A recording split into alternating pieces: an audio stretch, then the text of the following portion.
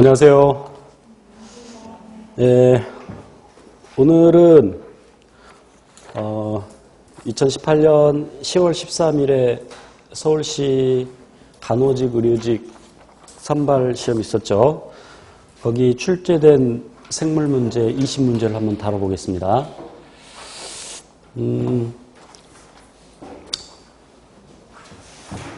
전반적으로 문제가 서울시 기준으로 하면, 예년에 서울시를 기준으로 하면 평이한 편입니다. 평이한 편. 최근 4년간 꽤 어렵게 출제됐었는데 그 최근 4년에 비해서 올해 조금 쉬워졌어요. 그러나 대략 기본 이론, 그러니까 고등학교 생명과학 수준으로 해결할 수 있는 문제가 대략 한 10문제. 물론 이제 그걸 어디다 기준을 두느냐 조금씩 다를 수 있는데 9문제 내지 10문제 정도가 출제된 것 같고, 그럼 이제 심화 이론에서 다뤘던, 하이스코어에서 다뤘던 대학 수준의 내용들이 한 10문제 내지 11문제, 대략 한 50% 정도. 그런데 심화 이론 내용도 좀 구체적으로 깊게 들어가는 것은 별로 없고 약간 생각을 요하는, 그래서 이 출제 아마 지침이 단순 암기 문제 출제는 지양하라, 내지 마라 라고 하는 것 같아요. 최근의 기출문제들을 쭉 보면. 그래서 문제는 전반적으로 아름답게, 뭐 그렇지 않은 문제도 일부 있지만 전체적으로 아름답게 잘 출제된 문제라고 보입니다. 그래서 이제 제 수업을 기본 이론부터 심화 이론, 하이스코어, 그리고 문제풀이를 쭉 따라와서 잘 소화했다면 생물의 경우에 적어도 90점 이상은 맞추지 않았을까.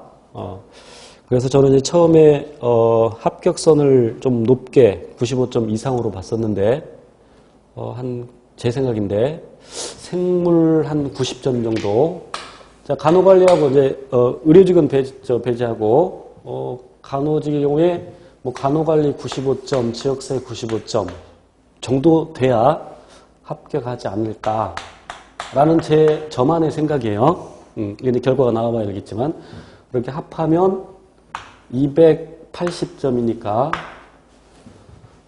3으로 나누면 93.3에다가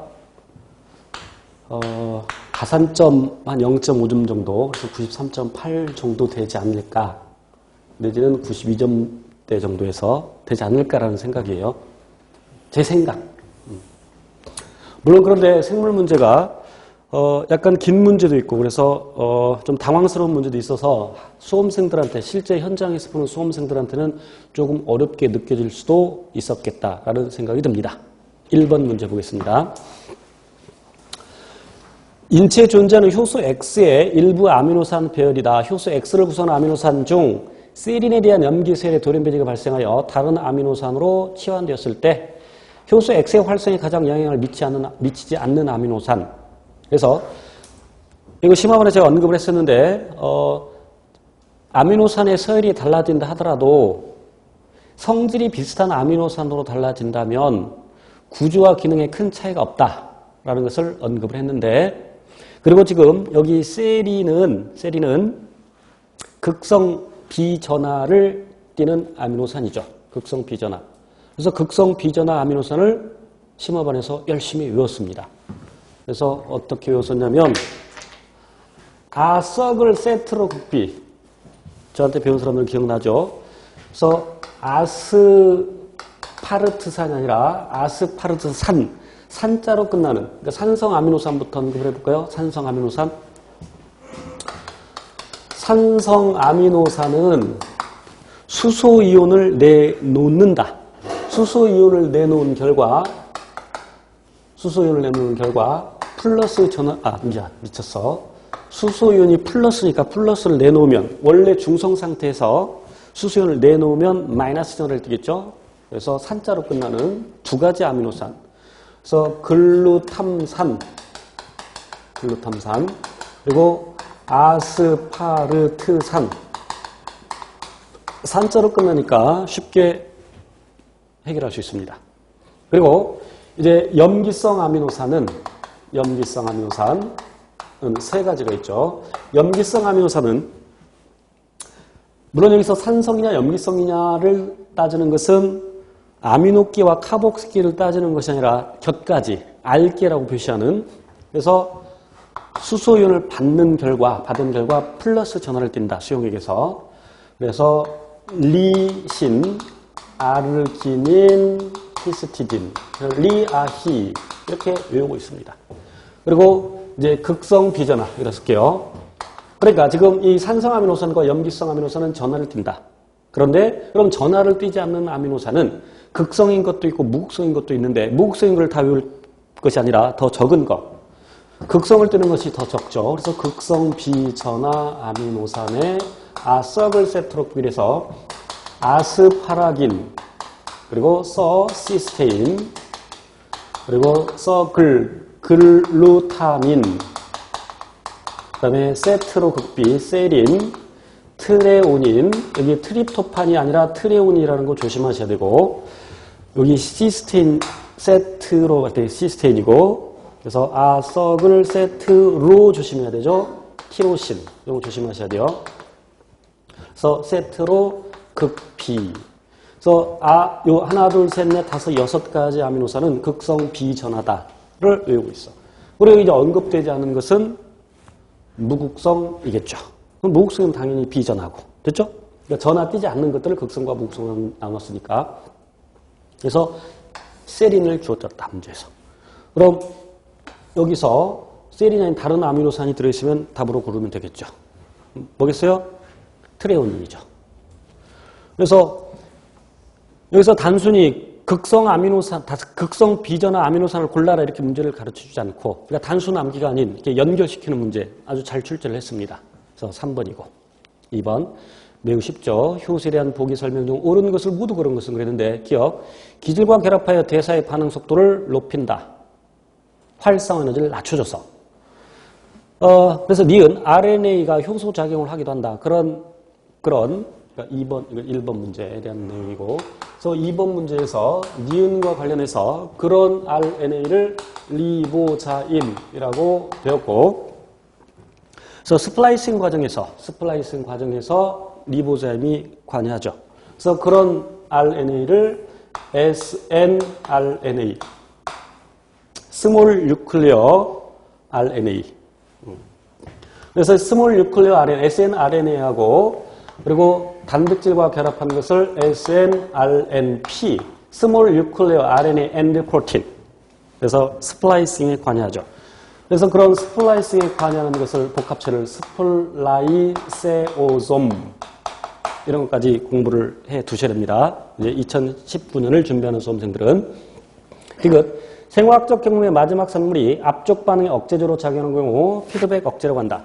대개 세포 내 물질 대사는 한 단계만 있는 것이 아니라 여러 단계가 있다. 이렇게 여러 단계가 있을 때 최종 생성물이 첫 번째 과정에 관여하는 효소의 저해제로 작용한다.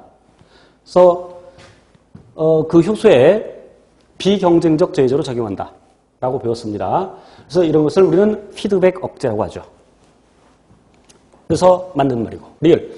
효소기질 복합체 형성을 할 때 기질이 효소에 붙는데 그 효소의 부위, 기질이 효소에 붙는 부위를 액티브 사이트, 활성 부위라고 한다. 조절 부위는 예를 들어서 이렇게 효소가 있을 때 활성 부위, V자로 표시된 부분이 활성 부위고 여기에 기질이 붙는 거죠. 그리고 그 활성 부위가 아닌 다른 부분을 엘로스테릭 사이트에서 다른 입체성 자리, 그걸 조절 부위라고 할 수 있겠죠. 그래서 리얼 틀렸고 미음. 반응에 필요한 활성화 에너지를 낮춰서 반응이 잘 일어나게 한다. 되겠지? 그래서 답은 2번. 3번. 동물의 세포의 기질에 해당되지 않는 것은 그랬는데 4번의 인테그린은 세포막에는 수용체 단백질이죠. 세포막에는 수용체 단백질이고 또한 그 인테그린이 세포의 기질과 연결될 때 인테그린과 직접 연결된 것은 2번에 있는 피브로넥틴이죠. 그래서 4번이 세포막에 있는 단백질인 걸 알면 쉽게 4번 걸을 수 있고 4번 문제. 인간의 대사에 대한 설명을 옳지 않은 것은 그랬는데 호흡은 산소, 발효는 무기물이 전자 수용체이다. 여기서 호흡이라는 것은 유기호흡을 얘기하겠죠. 그래서 유기호흡에서 전자 전달 과정에서 전자의 최종 수용체는 누구나 다 아는 산소. 자, 그런데 무기물이 전자 수용체인 경우에는 무산소호흡. 그래서 고딩 수준에서는 유기호흡과 무기호흡으로 나누고 그 무기호흡을 발효와 또 어쩌고 나누는데, 하지만 대학 과정에서는 유기호흡, 즉 유산소호흡, 줄여서 호흡, 유산소호흡, 그리고 무산소호흡, 세균에 의해서 일어나는, 그리고 발효. 발효는 세균에 의해서 일어나고 우리 근육세포에서도 젖산발이 일어나죠. 그래서 무산소호흡에서는 산소를 전자의 최종 수용체로 쓰고, 무산소호흡은 무기물을 쓰고, 그러니까 전자의 최종 수용체. 매우 기본적인 내용이죠. 그래서 여기 산소와, 그러면 발효에서는, 젖산 발효에서는 피루부산이 젖산으로 바뀝니다. 그러니까 젖산 발효에서는 피루부산이 쓰이는 거고, 그죠? 알코올 발효에서는 피루부산이 아세트알데히드 되었다가 아세트알데히드가 NADH로부터 전자를 받죠. 그래서 그런 경우에는 아세트알데히드. 그래서 발효에서 전자의 최종 수용체는 무기물이 아니라 유기물이죠.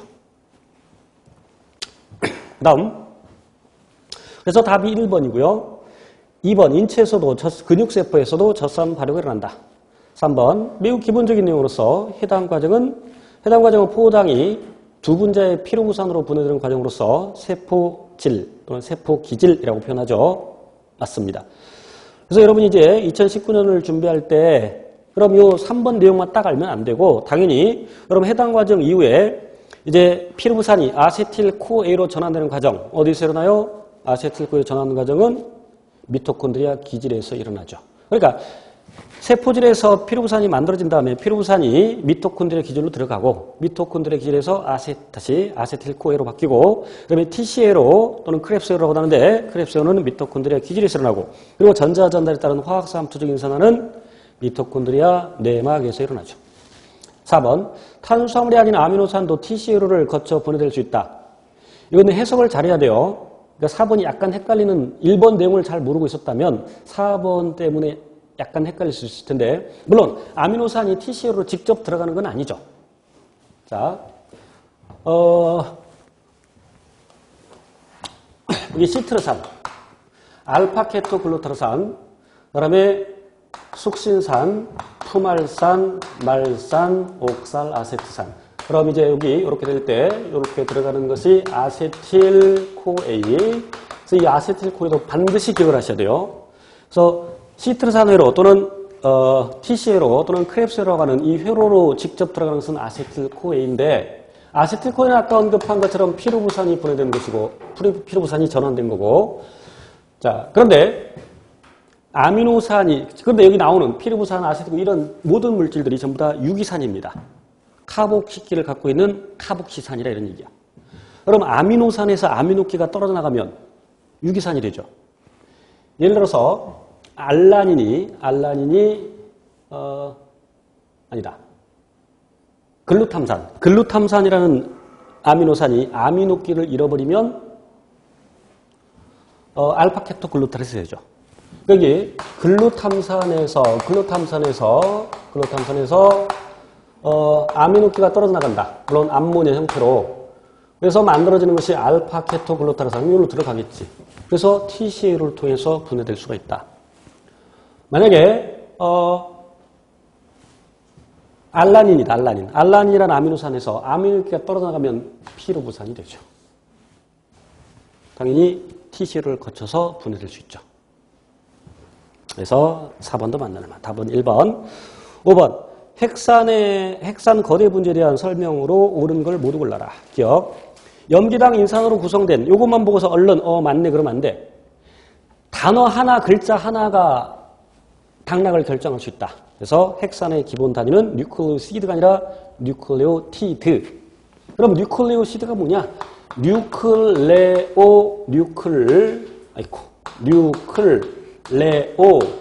뉴클레오시드에서 인산기가 다 떨어져 나간 것을 우리는 뉴클레오시드라고 한다.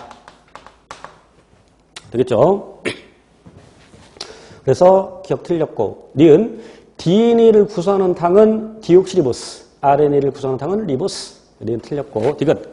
핵산의 기본 단위는 NAD 혹은 NADH 일부를 구성하기도 한다. 핵산의 기본 단위가 뉴클레오티드인데 여기 NAD는 니코티나마이드 아데닌 디뉴클레오타이드입니다. FAD도 마찬가지. 플라비나마이드 아데닌 디뉴클레오타이드. NADP는 NAD에 인산기가 붙어 있는 거죠. 그리고 또 다 일종의 뉴클레오티드고 이미 이거 심화반에서 배웠어요. 그리고 역시 뉴클레오티드의 일종이다. 물론 NADH는 NAD 플러스가 수소이온과 전자를 받은 것이고 그래서 디귿 맞다. 리을. 유전 정보를 저장, DNA죠. 전달, mRNA죠. 조절하는 기능을 한다. 그러니까 RNA 중에서 예를 들어서 마이크로 RNA 중에서 마이크로 RNA는 RNA에 결합해서 예를 들어서 mRNA 이렇게 있다. 그럼 마이크로 RNA, 짧은 마이크로 RNA가 만들어져서 mRNA에 결합을 하고 있으면 그 마이크로 RNA는 염기 서열이 전부 다 똑같이 이렇게 상부적이다 그러면 이 mRNA를 분해하고 다니죠. mRNA를 분해한다. 그럼 mRNA 정보를 읽지 못하지. 그러니까 유전자 발현을 조절한다. 또는 일부분만 상부적인 경우에는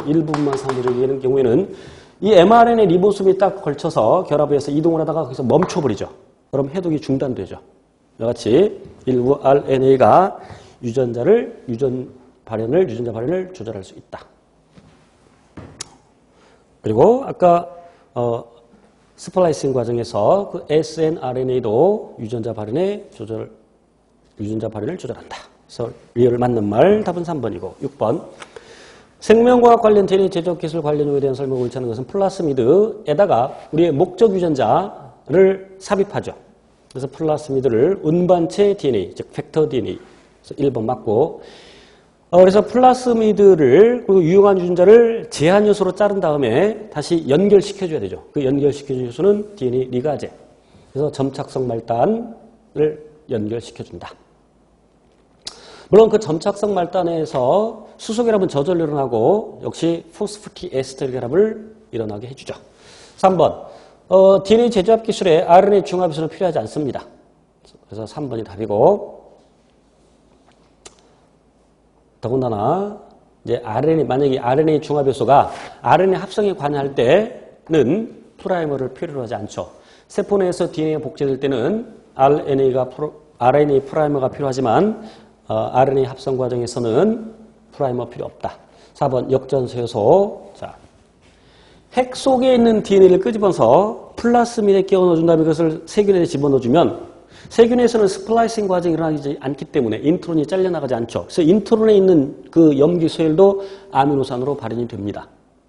그래서 세포질에 있는 즉 스플라이싱 과정까지 다 끝난 mRNA를 빼난 다음에 그 mRNA로부터 DNA를 한 가닥 만들죠. 그 DNA를 cDNA라고 하고 이 과정은 역전사 과정이죠. 그러니까 이 과정에는 역전사 효소가 필요하겠죠. 그리고 그 cDNA를 주용으로 해서 나머지 한 가닥을 더 만들죠. 물론 이때는 DNA 중합 효소가 필요하죠. 이와 같이 두 가닥짜리 cDNA를 만든 다음에 플라스미드에 끼워 넣어줘야 되죠. 그래서 4번도 맞고, 그래서 답은 3번, 7번. 유전자 발현 조절에 대한 설명으로 가장 옳지 않은 것은 그랬는데 1번 염색체 구조 화학적 변형은 유전자 발현에 영향을 준다. 뭐 당연한 얘기고 염색체 상태로 이렇게 고도로 감겨 있을 때는 RNA 중합요소가 결합하지 못하죠. 유전자가 발현된다는 얘기는 전사가 일어나고 해독이 일어나야 되는데 고도로 감겨져 있는 경우에는 RNA 중합요소가 결합을 못한다. 근데 유전자 발현이 안 된다. 그 염색체가 풀어져야 되죠. 그리고 화학적 변형은 예를 들면 히스톤 단백질의 그 꼬리는 리신과 같은 플러스 전하를 띠는 아미노산을 가지고 있는데 그 녀석이 이제 아세틸화되면 아세틸기가 결합하면 화학적으로 변형되면 이제 풀어지면서 염색사 구조가 풀어지면서 전사가 일어날 수 있죠. 그러니까 1번 맞고 2번 진핵생물의 전사는 복잡한 단백질 복합체에서 조절된다. 맞죠? 원핵 생물에 비해서 진핵 생물은 전사 과정이 복잡한데 여러 가지 전사 인자들이 결합을 해야 되죠. 그래서 맞는 말이고 3번 진핵 생물의 mRNA는 한 가지 이상의 방법으로 그래서 이것을 대체적 스플라이싱이라고 하죠. 그래서 유전자보다 더 많은 종류의 실제로 단백질이 만들어진다. 4번 진핵 생물의 mRNA가 완전히 가공되어 세포질 이동된 후에는 유전자 발현이 조절될 기회가 없다. 그 mRNA 분해 단계에서도 또는 단백질 합성 단계에서도 단백질 합성된 다음에 단백질 합성됐다는 얘기는 폴리펩타이드가 만들어졌다는 얘기. 그리고 접히는 과정에서도 여러 가지 과정에서 또 단백질 그 분해 과정에서도 유전자 발현의 조절이 일어난다. 그래서 4번 틀렸죠. 4번 답. 8번 멘델의 법칙 중에서 분리의 법칙에 대한 설명으로 가장 옳은 것은 분리의 법칙은 뭐냐면 대립 유전자가 감수 분열을 통해서 예를 들어서 완두콩의 모양으로 얘기할 때 그 두 대립 유전자가 분리된다. 감수 분열할 때. 왜? 염색체상이 있기 때문에 염색체 그래서 감수 분열 과정에서 상동 염색체가 분리되니까 그럼 유전자가 분리된다. 그러니까 유성 생식을 하는 생물에서만 적용이 되겠죠. 2번이고 9번 사람의 염색체 수 이상에 대한 설명으로 가장 옳은 것은 여기 조금 생소한 내용이 나와 있습니다만 1번 내용이 생소할 수 있어요. 우리는 클라인펠터 증후군은 XXY만을 암기하고 있는데 설령 그런 내용을 모른다 하더라도 2번 터너 증후군은 대부분 지능이 정상이다. 불임이지만 나머지는 대부분 정상이다. 불임인 것은 터너 증후군의 경우는 X염색체가 한 개죠. 그래서 난소가 정상적으로 발달하지 않는다. 그래서 불임. 그러나 나머지는 거의 정상이다.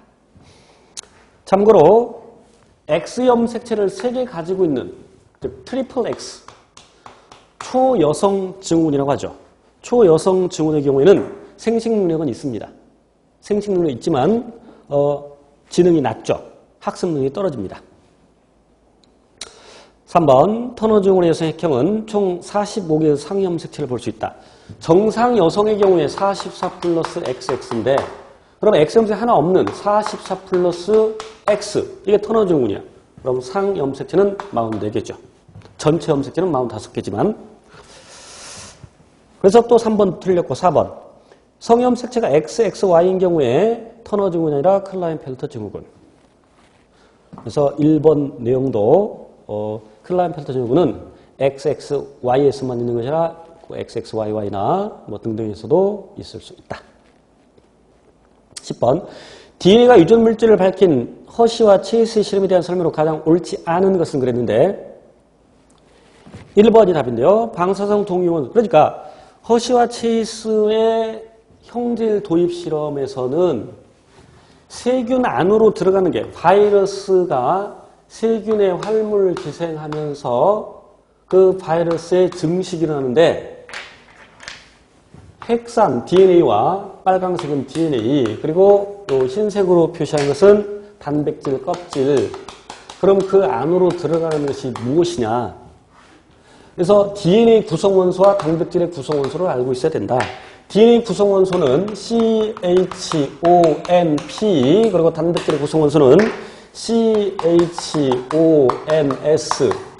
그래서 DNA는 인 32, 더 구체적으로 P32로 표시하고 단백질은 S30으로 표시해서 먼저 단백질을 S30으로 표지를 해서 이제 들어가서 증식이 일어나기 직전에 증식이 일어나서 터지기 직전에 원심 분리를 한다. 그럼 원심 분리를 하게 되면 쉽게 말하면 믹서기로 흔들어주는 겁니다. 믹서기로 흔들어주게 되면 그 세균 안으로 들어가지 못하는 것들은 떨어져 나가겠죠. 그 내용 얘기 또 나오고요. 그럼 이제 그리고 나서 원심 분리를 하게 되면 두 층으로 분리가 되는데 그럼 아래쪽으로 가라앉는 것은 세균이고 위에 뜨는 것은 이 세균에서 떨어져 나간 그 박테리오 파지의 그 무엇이겠죠. 그러면 세균 속으로 들어가는 것이 무엇이냐. 그럼 이렇게 S30으로 표시를 해서 어쩌고저쩌고 했을 때 그 아래쪽에 S35가 없었다 이 말이야. 그럼 세균 속으로 그러니까 바이러스의 그 단백질이 세균 속으로 들어가지 않았다라는 것을 알 수 있죠. 이번에는 P32로 표시해서 똑같이 해줬다. 그런데 P32가 어디서 검출되느냐? 아래쪽에서 검출되었다. 세균 속으로 들어갔다.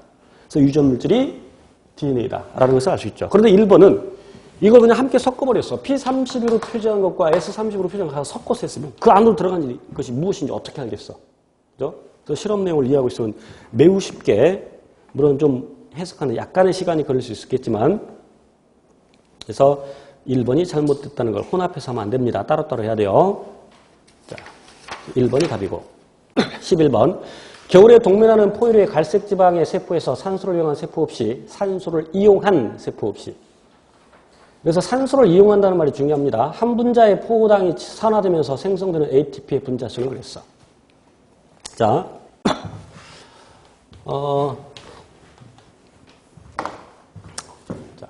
봐.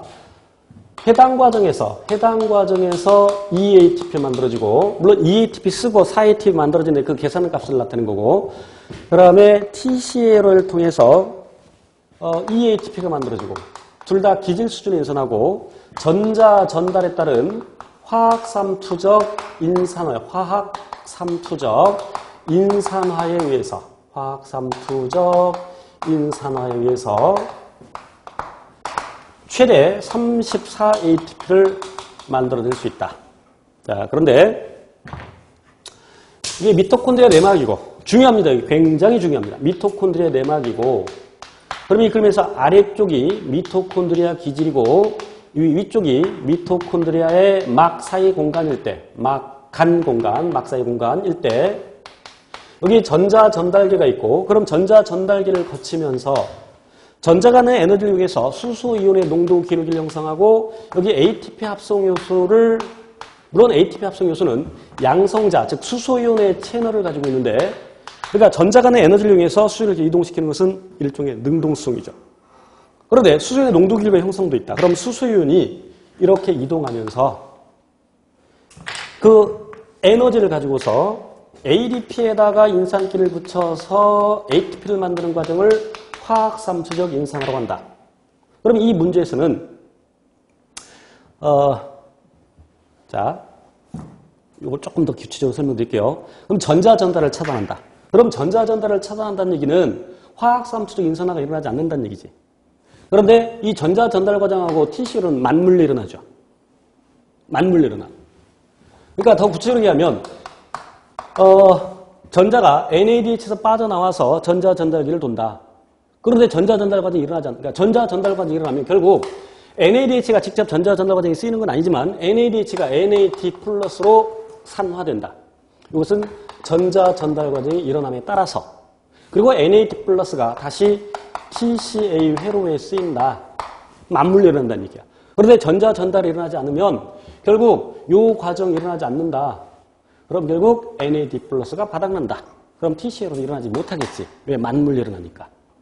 그런데 해당 과정은 발효가 있기 때문에 일어날 수 있죠. 그래서 전자 전달을 차단하는 독극물을 쓰게 되면 해당에 의한 EATP만을 만든다. 또 여기 올리고마이신과 같은 요 양성자, 수소연의 채널을 차단시키는 물질을 쓰게 되면 화학삼투적 인산화가 안 일어난다. 그런데 이때 TCA로가 일어나느냐? 전자 전달이 처음에 일어나지만 이 미토콘드리아 막사이 공간에다가 수소연을 무한정 채워놓을 수가 없지. 그러니까 전자 전달도 곧 차단이 된다. 그럼 전자 전달이 일어나지 않으면 결국 TCA로도 일어나지 못한다. 그래서 이 올리고마이신과 같은 요 양성자, 수소연의 채널을 차단시키는 독극물을 써도 역시 해당에 의해서 EATP만을 만든다. 그런데 UCP라고 해서 물론 여기 이제 독극물로서 DNP라는 것을 쓰면 디니트로페놀, DNP라는 걸 쓰면 이 녀석은, 자, 근데 이걸 가기 전에 미토콘드리아의 내막은 물질에 대한 투과도가 굉장히 낮습니다. 그러니까 수소연이 여기는 능동성을 통해서 이동을 할 수 있지만 이렇게 농도가 높은 쪽에서 낮은 쪽으로 이렇게 인질층을 통해서 확산되지는 못한다. 그런데 이 DNP는 이렇게 흐르도록 해줘버린다. 이걸 짝풀림제라고 얘기하는데, 그럼 짝풀림제라는 이런 DNP와 같은 독극물에 의해서 호흡이 저해될 때 이때 전자전달 과정이 일어나느냐 일어나지 않느냐를 생각해 보면 얘는 이렇게 수의 농도 기름을 형성해 놓으면 이걸 흐트러뜨려 버리죠. 그러니까 전자전달은 일어나지. 그지? 그러니까 산소를 써. 아까 전자전달을 차단하는 경우나 요 수소연의 채널을 차단하는 경우에는 산소를 아예 쓰지 않아. 왜? 전자전달 과정이 일어나지 않으니까. 그러나 요 DNP인 경우에는 이걸 흐트러뜨려 버리니까. 하지만 전자전달 과정이 일어난다. 산소를 쓴다. 그러니까 이해되죠? 그러면 전자전달 과정이 일어나니까 TCL로 일어난다. 그러면 EATP 만들고 또 EATP 만들 수 있어서 4ATP를 만들어낼 수 있다. 자, 물론 DNP는 독극물인데 포유류의 어린 개체에는 이제 사람이라면 어린 아이들은 이 목덜미 쪽에 갈색 지방이라는 게 있습니다. 그 갈색 지방에 UCP라는 단백질이 있어. Uncoupling Protein. 그래서 커플링이라는 얘기는 반지를 얘기하는 게 아니고 커플링. 이와 같이 수소연의 농도 길이가 형성되어 있는 것을 커플링이라고 합니다. 그럼 언커플링이니까 그걸 흐트러뜨려 버리는 거예요. 그런 단백질을 UCP라고 하는데 갈색 지방의 경우에 UCP를 갖고 있다. 이렇게 흐트러뜨려 버린다. 그런데 산소가 쓰이고 전자 전달이 난다. 그런데 그런 과정에서 열이 발생하죠. 그래서 포유류 어린 개체들이 체온을 유지할 때 갈색 지방을 쓰는 겁니다. 그래서 이 갈색 지방 어쩌고 저쩌고 그럼 4ATP를 만든다. 자, 이것도 하이스쿨에서 제가 자세히 설명드렸기 때문에 이런 건 보자마자 딱 4번 나올 수 있습니다. 12번이 꽤 시간이 오래 걸렸을 겁니다. 일단 문제가 겁나 길어. 그리고 또 막 당황해. 쫄지 마세요. 하이스쿨 배웠으면 충분히 할 수 있어요. 충분히. 다만 시간이 약간 걸린다는 것 뿐이죠. 그래서 12번 보면 검은색 몸통, 흔적 날개, 그러니까 몸통, 날개, 그리고 눈의 모양. 그래서 검정색 몸통, 흔적 날개, 그리고 막대 모양의 눈을 갖고 있다. 그 유전자, 열성이라고 그랬네요. 그 유전자를 각각 스몰 e, 스몰 b, 스몰 c라고 가르쳐줬어, 문제에서. 자, 그리고 세 가지 열성 대립유전자가 모두 동용접합인, 그러니까 스몰 AA, BB, CC 를 정상 초파리.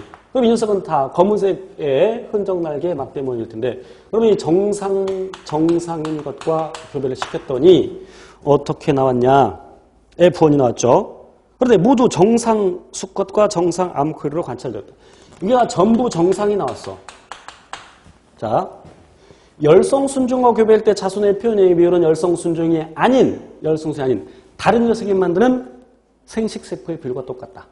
그러면 이게 전부 정상이 나왔다는 얘기는 이 녀석이 갖는 유전자가 라지 AA, 라지 BB, 라지 CC에서 이 녀석이 전부 정상이 아닌 라지 A, 스몰 A, 라지 B, 스몰 B, 라지 C, 스몰 C 이렇게 나왔다는 얘기고.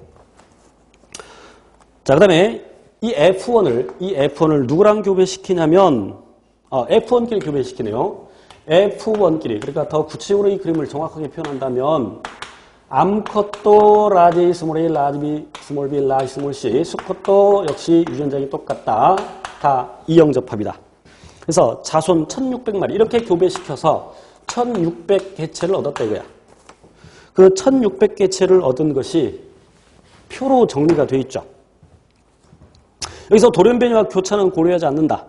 자, 그러면 지금 우리가 형질을 몇 가지 따지냐면 3가지를 따지는데, 그러면 얘랑 교배하면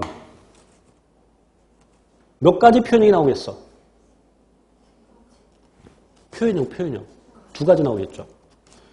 여기에 대해서 정상과 검은색, 또 날개에 대해서 정상과 흔적 날개, 눈 모양에 대해서 정상 눈 모양과 막대 모양. 그러니까 각각의 형질에 대한 표현이 2가지씩이니까 이 세 유전자가, 그러니까 요 A, B, C가 서로 다른 염색체상이 존재한다면 독립법칙이 적용되니까 전부 몇 가지 표현이 나오겠어? 2의 3승, 8가지가 나오겠지. 그런데 1600개체를 얻었는데 여기 표현이 전부 몇 가지가 나왔어? 봐봐. 6가지가 나왔죠. 6가지가 나왔대. 그럼 6가지가 나왔으면 2 곱하기 3. 그래야 6가지 나오겠지. 연관되어 있구나. 이해돼? 물론 아직 심화반을 안 배웠으면 어렵겠지만 기본반에서 연관은 배웠어. 연관도 있을 거 아니야. 그럼 연관이 어떻게 되는지를 찾아야 돼. 그게 조금 어려워. 일단 써볼게요. 600개체, 300개체, 그리고 또 300개체, 그리고 200개체, 아이고, 200개체, 그리고 100개체, 100개체. 아우, 귀찮어. 자, 여기 정상에 또 정상 날개, 정상 몸통, 정상 날개, 정상 눈을 가진 암컷, 또 똑같이 정상인 수컷 나왔고, 그 다음에 검은색 몸통에 정상 날개에 막대 모양을 갖는 수컷. 맞죠? 그 밑에 200개체는 정상색 몸통, 정상, 그 다음에 흔적 날개, 그리고 정상 눈을 갖는 암컷. 그 다음에 정상, 문제 되게 복잡하네. 흔적 날개. 그래서 어려웠겠다. 정상 눈을 가진 수컷. 그 다음에 검은색 몸통, 흔적 날개, 그리고 막대 모양을 갖는 수컷. 어쩌면 이것이 당락을 결정하는 문제가 될 수 있었겠다. 근데 막상 풀고 보면 그렇게 어렵지 않아요. 자, 봐봐.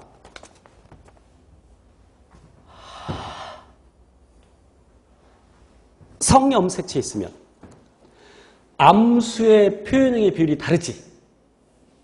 그죠? 봐봐. 자, 정상날개, 암컷에서 정상날개가 여기 있고, 그죠? 합하면 몇 개체? 합하면 몇 개체? 800개체. 그 다음에, 여기 그럼 나무 수컷, 정상날개,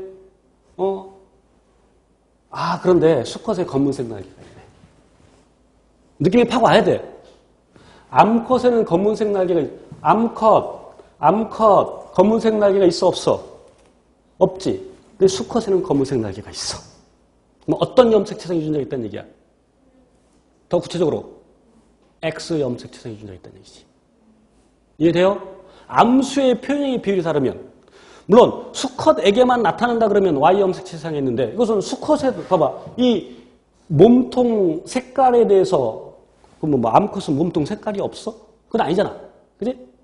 그러니까 몸통 색깔은 암컷에서도 나타나고 수컷에서도 나타나는데 암수의 비율이 다르잖아. 지금 이게 결정적인 힌트야. 그러니까 X 염색체상이 있다. 몸통 색깔은 X 염색체상이 있다. 돼요? 또 봐봐. 이제 날개 모양에 대해서 암컷은 정상 날개, 흔적 날개. 그죠? 정상 날개도 있고 흔적 날개도 있지. 수컷도 정상 날개가 있고 또 흔적 날개가 있지. 그러면 비율을 따져봐야 돼. 그럼 암컷에서 자, 정상 날개 몇 개인가 봐봐. 여기 또 있어? 흔적 날개. 3대 1이네. 3대 1 그럼 뭐요? 상염색체성이 있지. 모르겠다 여기까지는. 그럼 수컷에서도 봐. 수컷에서 정상 날개 또 정상 날개. 몇 개야? 600개.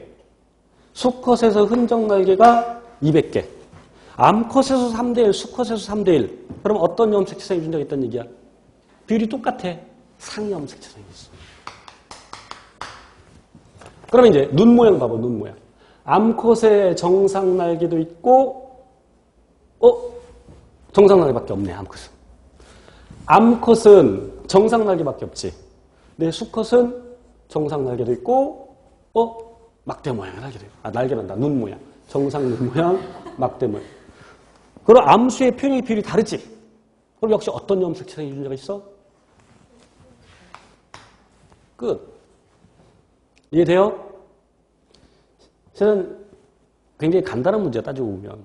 여기서 막 비율 따져가지고 어떻게 더 구체적으로, 그러니까 이 정상과 여기 정상이 연관되어 있는지 아니면 막대 모양, 이걸 물어보지도 않았어. 그걸 물어보면 조금 더 어려울 텐데. 자, 그래서 1번. 몸통색과 눈 모양을 결정하는 유전자는, 몸통색과 눈 모양을 결정하는 유전자는 둘 다 X염 색채시가 연관되어 있다. 맞고, 몸통색과 눈 모양을 결정하는 유전자는 X염 색채상에 성염 색채상 유전자가 있는 경우로는 반성 유전이라고 하죠. 맞고, 3번. 날개 모양을 날개 모양을 결정하는 것은 상염 색채 유전자가 있다. 그러면 4번. 몸통색과 눈 모양을 결정하는 유전자, 날개 모양을 결정하는 유전자는 연관되어 있다. 얘는 X, 얘는 상. 연관될 수가 없지. 됐죠? 13번. 인체에서 기생생활하는 동물 중 다른 문, 개문 강목 화수업종 할 때, 그래서 우리 개통수에서 여기 해면동물문, 자포동물문, 편형동물문, 선형동물문, 편, 선윤, 연안절, 극척을 다 외우고 있어야 돼. 그리고 각각의 동물의 예도 제가 한두 개 정도는 꼭 외우라고 강조를 했었어. 그래서 여기 편, 선형동물의 예를 이렇게 가르쳐줬어. 토요일에 선생님 편을 들면 심심해요. 심해요. 지어냈어. 그래서 토양 선충, 선형동물, 편충, 편자 들어갔지만 편형동물이 아니라 선형동물, 심장사상충, 십이장충, 회충, 요충을 알고 있어. 자, 그 다음에 여기 편형동물의 예는 플라나리아, 디스토마, 촌충, 디스토마를 흡충이라고도 하죠. 그지? 그럼 답 쉽게 나오잖아. 1번 해충. 됐죠? 14번. 또 이런 걸 또 어려워하대. 자, 14번. 가상의 X 유전자, 가상유전자 X에 대한 열성 대비 유전자 P와 그 다음에 우성 유전자 라지 P를 가진 150명의 사람들이 풍랑 때문에 섬에 표류하게 되었다. 정착하게 되었다. 150명의 사람 중 30명은 열성 대비 유전자 스몰 PP, 이게 30명. 자, 그 다음에 54명은 동형접합 라지 PP, 이게 54명. 그리고 나머지 66명은 이형접합자다. 라지 P, 스몰 P다. 이때 하디-바인베르크의 평행이 만족되는 조건에서라고 했을 때 이 집단 자체에서는 하디-바인베르크 평행이 유지되게 되지 않는데, 왜냐면 이게 되려면 봐봐, 라지 P, 우리가 PQ로 나타내면 헷갈리니까 이것도 헷갈리게 만들었네. 이런 우열관계가 있는데, 그럼 이때는 이거를 빈도를 라지, 빈도를 스몰이, 우리가 연습할 때는 라지 유전자와 스몰의 유전자가 있을 때 라지 빈도를 P, 스몰의 빈도를 Q라고 놨었잖아. 그리고 이걸 또 P라고 놓고 Q라고 놓고 뭐 그래도 할 수 있습니다만, 자, 뭐 그렇게 그냥 해볼게. 그냥 아니다. 그럼 헷갈릴 수 있어. 근데 여기서 뭘 물어봤어? 이제 150명이 정착을 했어. 그런데 자체 내에서 이제 번식이라면 좀 그렇고 사람이니까 얼레리 꼴레리 숫자가 늘어났어. 15,000명까지. 이때 집단 내에서 열성 대비자 스몰 P 빈도는, 그런데 이 녀석이 하디바인베르크 평행을 유지한다 그러니까, 그럼 여기서 스몰 PP는 스몰 PP의 이 30명의 빈도는 스몰 A의 제곱 해서 전체 인원이 몇 명이었냐면 150명이야. 150명. 그런데 그럼 150분의 30 하면 A가 딱 떨어져 안 떨어져? 안 떨어지잖아. 이렇게 구하는 문제가 아니야. 그래서 이런 문제는 우리가 기본 이론반과 심화 이론반에서 했던 MN식 혈액형에서 MN식 혈액형 예를 제가 들어줬어요. 그렇게 MN식 혈액형에서 유전자 빈도를 구하는 것처럼, 물론 모든 MN식 혈액형 그렇게 제가 예를 준 거. 그러면 자, 여기서 뭘 구하라고 하자면 스몰 p의 빈도를 구하라고 그랬어. 그럼 스몰 p의 빈도는 이렇게 쓸게. 스몰 p의 빈도는 A죠. 그러면 스몰 p의 유전자 빈도는 지금 이게 150명인데 각 개체들은 유전자가 몇 개씩 있어. 한 사람은 이 해당 유전자를 2개씩 갖고 있지. 어쨌건 2개씩 갖고 있잖아. 2개씩. 그럼 이 집단이 150명이니까 이와 관련된 유전자가 전부 300개가 있어. 그 중에서 30명은 스몰 p가 2개씩 있어. 66명은 1개씩 있어. 이거 구하면 되죠. 그래서 이 상태에서 그대로 유지가 된다는 얘기야, 이 빈도가. 이해돼요? 자, 선생님 계산하면 되지. 계산이 어려워. 이렇게 하면 되나? 이걸 300으로 놓고 3으로 나누면, 그러니까 100이 되고, 10이 되고, 3으로 22가 되지. 이렇게 빨리 계산하는 요령도 필요합니다. 그래서 100분의, 여기가 10이니까 20, 42. 100분의 40이니까 0.42. 2번. 15번. 원핵생물의 세균에 대한 설명으로 가장 옳지 않은 것은 1번. 편모.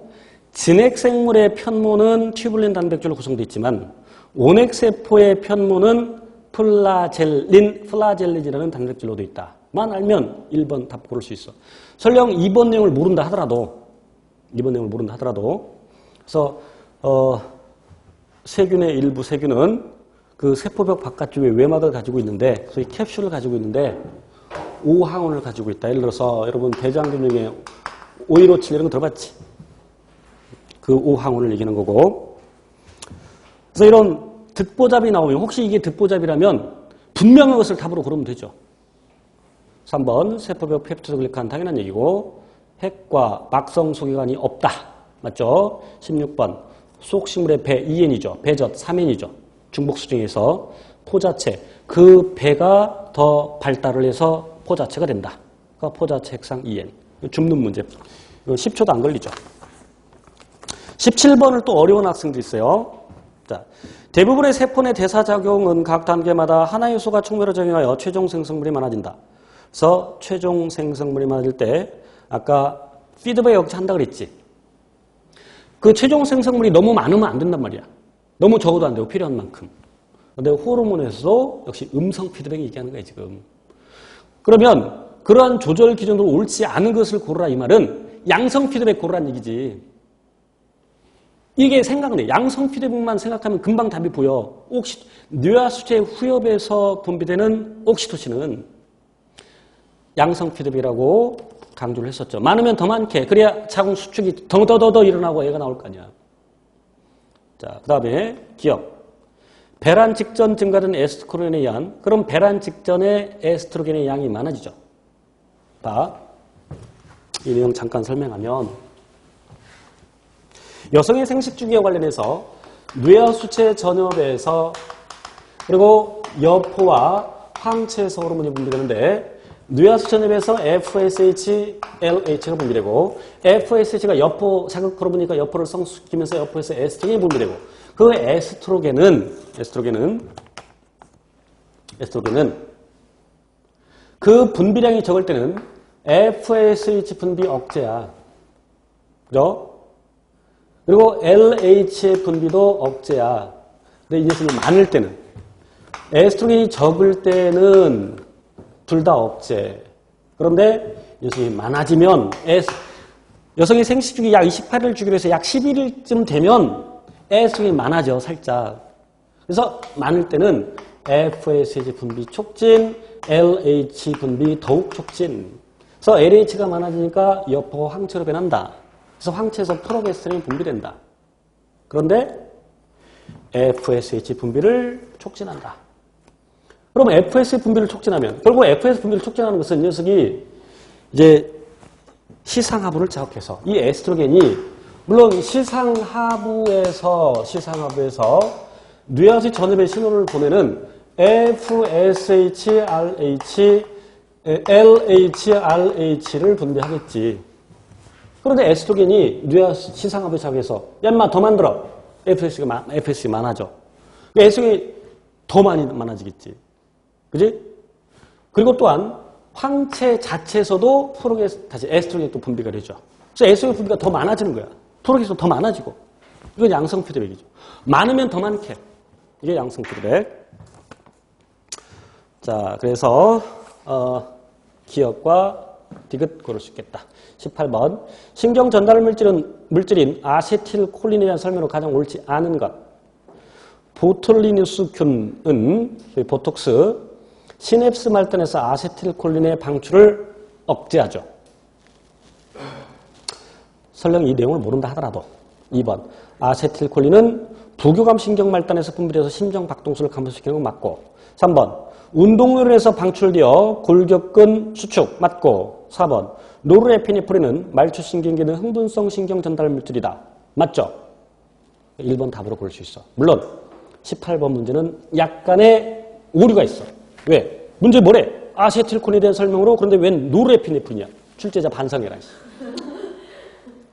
이 얘기를 하고 싶은 사람 해도 돼. 저는 그러나 저는 하지 않겠어. 왜 이 출제의 의도가 뭐냐면 1번이 분명히 틀린 게 있잖아. 그러니까 실은 문제 내려면 신경 전달 물질에 대한 설명으로 가장 옳지 않은 거 이렇게 했어야지. 그러니까 아세틸콜린에 대한 설명 옳지 않은 거 이렇게 문제를 내다가 이제 더 이상 할 게 없어. 3개 선택지 만들어 놓고 그다음 그럼 그 옆에 있는 노르에피네프린 이런 거지. 응?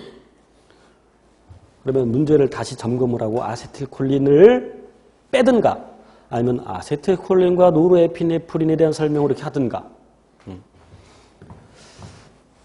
물론 출제자는 그런 의도로 출제를 했습니다. 그래서 이 18번, 4번 때문에 그래서 4번을 고른 학생이 있을 수도 있어요. 19번 수용성 비타민. 비시카드가 물에 빠졌다는 고딩 수준이고 그래서 대학 수준에서는 미콕식으로 부르는 이름도 기억을 해야 돼. 그래서 티아민은 비타민 B1, 니아신, 비타민 B3, 엽산, 비타민 B9. 그래서 전부 비타민 B야. 레티놀은 비타민 A. 그래서 답은 2번. 설령 2번을 모른다 하더라도 간상세포에서 로놉신이 옵신과 레티날로 구성되어 있는데 이 레티날이 비타민 A로부터 만들어진다. 이름이 비슷하잖아. 레티날, 레티놀. 그죠? 그래서 2번은 지용성 비타민. 그래서 지용성 비타민 A, D, E, K 다 암기하셔야 되고 또 비타민 D를 부르는 미콕식 이름은 칼시페롤. 비타민 E를 부르는 이름은 토코페롤. 비타민 K는 필로키논. 그래서 답은 2번. 그러니까 이 19번은 문제가 아름답진 못해. 알면 그냥 금방 답이 나오고 모르면 에라 찍고. 자, 그다음. 하지만 모른다 하더라도 이런 유추를 해야 된단 말이야. 이런 유추를. 그다음에 마지막 20번 문제. 종관 상호작용에서 상리공생 예로 가장 옳지 않은 것은 줍는 문제지. 식물과 균근. 뿌리 근자예요. 식물의 뿌리에는 균 살고 있죠. 균. 물론 이 균이 세균 아니에요. 세균 아니라 균류, 곰팡이 종류. 그래서 표면적을 넓게 해서 물과 무기염류를 잘 흡수하게끔 하죠. 대신 식물은 유기양분, 동화양분을 균류에게 주고. 2번 초식동물과 셀룰로스 분해 미생물. 예를 들어서 초식동물의 장에는 미생물이 살면서 셀룰로스를 분해하죠. 그래서 상리 공생관계 있고 그러니까 초식동물 스스로 셀룰로스를 분해를 못합니다. 그럼 이제 미생물은 그 초식동물의 장에서 뭐 서식지도 얻고 또 양분도 얻고 초식동물은 셀룰로스 분해해주니까 또 양분 필요한 거 흡수하고 3번 산호와 광합성 쌍편모조류. 이게 조금 생소할 수 있었겠지만 산호의 쌍편모조류가 공생합니다. 4번 시계풀 포도나무와 헬리코니우스 유충. 애벌레입니다. 헬리코니우스 유충이 시계풀 포도나 잎을 갉아먹겠죠. 그지? 그럼 뭐야? 먹는 놈 포식, 먹히는 놈 피식, 포식과 피식 관계인데 특히 이런 경우 초식동물과 생산자의 관계에서는 식물의 관계에서는 보통 초식이라는 말을 쓰죠. 초식. 그리고 이 시계풀 포도나무와 공생관계에 있는 것은 개미죠. 개미. 시계풀 포도나무와 헬리코스 유충에서 공동진화라는 것을 공진화 또는 공동진화라는 내용도 추가로 알아두면 좋습니다. 공진화 또는 공동진화 함께 진화를 하는 겁니다. 그 헬리코니우스 성충이 그 시계풀 포도나무에다가 알을 낳는데 알이 노란색이야. 노란색. 그런데 그 헬리코니우스 성충은 이미 알이 낳아 있으면 거기다 알 안 낳아. 왜냐면 거기다 알 낳으면 둘이 또 경쟁이 되잖아. 그지? 거기다 알을 안 낳아. 다른 데다 알을 낳는단 말이야. 물론 그 시계풀 포도나무는 독성 물질을 분비해서 잘 뜯어먹히지 않아. 그런데 헬리코니우스는 유충은 그 독성을 이겨내는 물질을 또 만들어내. 그리고 이 시계풀 포도나무는 그런데 또한 여기다가 이 헬리코니우스에게 먹히지 않으려고 지가 노랑 설탕 덩어리를 이렇게 만들어놔. 노랑 설탕 덩어리. 그럼 헬리코니우스 성충이 볼 때 딴 새끼 가서 알 낳았네? 나 저기 알 안 낳아야지. 이해돼요? 그래서 먹히지 않으려고 합니다. 그래서 서로 이렇게 진화를 하죠. 그러니까 얘가 독성 물질을 분비하니까 헬리코니우스는 그 독성 물질에 저항하는 물질을 만들어서 그냥 뜯어먹을 수 있는데. 그러니까 요 시계풀 포도나무가 또 안 먹히려고 노랑 설탕 덩어리를 이렇게 만들어 놓는단 말이야. 안 먹히려고. 그래서 이런 진화를 공진화 또는 공동진화라고 합니다. 그래서 2018년에 열심히 공부한 수험생들 꼭 합격 소식이 오기를 기다리고 있고요. 2019년을 준비하는 수험생들은 특히 서울시를 이제 예를 들면 고등학교 수준의 문제로는 합격 턱없이 부족합니다. 그리고 올해는 문제가 약간 쉬웠지만 조금 더 어려워질 수 있어요. 그래서 심도 있게 공부를 하셔야 되고 제가 시간상에서 언급을 하지 못하겠지만 제 카페 있죠. 혹시 제 이름을 모르신다면 네이버 카페에서 제 이름을 검색하면 나옵니다. 또는 앞에다가 생물자를 붙이거나 뒤에 생물자를 붙이면 검색어로 치면 나오는데 거기에 제가 그 출제 경향이랄지 최근 출제 경향 또 출제 어느 단원에서 많이 나오는지 주로 세포 단원에서 많이 나옵니다. 그리고 염색체, 유전, 그다음에 이제 분자생물학, DNA 복제, RNA 전사, 그다음에 단백질 해독, 그다음에 유전자 발현 조절, 생명공학 이런 데서 중점적으로 나옵니다. 작년까지는 거기에다가 동물 파트, 그러니까 동물 생리 파트에서 세 단원에서 매우 많이 출제가 됐죠. 거의 한 80% 이상 출제가 됐습니다. 근데 올해는 동물 파트에서, 그러니까 동물 생리 파트에 조금 출제가 적었죠. 그래서 그 세 단원을, 그렇지만 또 내년에는 또 많이 나올 수 있어요. 그래서 세 단원을 집중적으로 공부하고. 그럼 80%가 나온다 할 때 80점 가지고는 합격하기 어렵습니다. 그래서 다른 단원도 골고루 공부하되 특히 그 세 단원을 더 집중적으로 심도 있게 공부해야 되겠다라는 결론을 내립니다. 그리고 이제 이런 기출문제들을 공부할 때 제가 이제 주변 것들도 얘기를 했습니다만 시간상 다 얘기하지는 못했어요. 그래서 기출문제 공부할 때 답만 탁 고르고 넘어가면 안 돼. 그럼 그거 관련된 내용들을 스스로 공부를 해야 되고 이제 이런 것들은 여러분이 또 힘들 수 있으니까 기출문제 분석 특강 등을 통해서 이제 같이 공부하는 기회가 있겠습니다. 고생하셨습니다.